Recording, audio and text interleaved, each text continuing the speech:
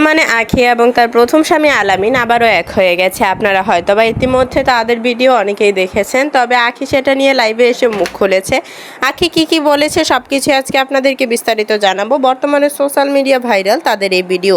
আপনারা হয়তোবা অনেকেই জানেন আঁখি এবং তার প্রথম স্বামী ডিভোর্স হয়ে গেছে এবং আলামিন কিন্তু আবার আরেকটি বিয়েও করেছে আঁখিকে ডিভোর্স দিয়ে, এবং সেই সংসারেও একটি সন্তান রয়েছে। তবে কেন আবার তারা দুজন এখন এক হয়ে গেল, সবকিছুই জানাবো আপনাদেরকে আজকের এই বিস্তারিত ভিডিওতে।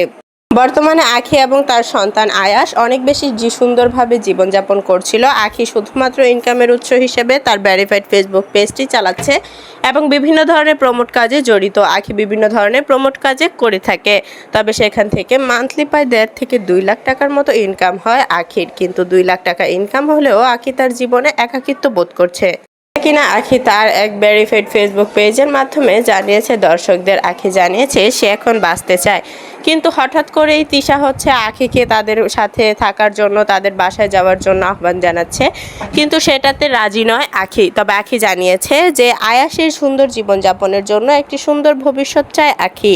বাবা হিসেবে কোনো ধরনের কোনো খোঁজ খবরই নিচ্ছে না আহাদ, তবে সৎমা হিসেবেও কোনো খোঁজ খবর নিচ্ছে না তিশা। আয়াসের কোনো খোঁজ খবর না নেওয়ায় আঁখি জানিয়েছে যে তার বাবার অভাব পূরণ করতে তার জীবনেও একজন জীবনসঙ্গী দরকার। তো সেই কারণে আঁখি জানিয়েছে যে সে তার প্রথম স্বামী আলামিনের সাথে আবারও এক হয়ে যাবে।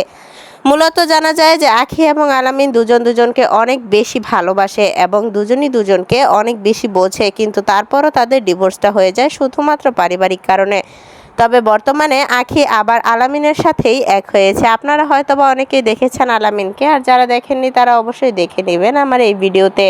তবে বর্তমানে আঁখি এবং আয়াস অনেক বেশি ভালো জীবনযাপন করছে।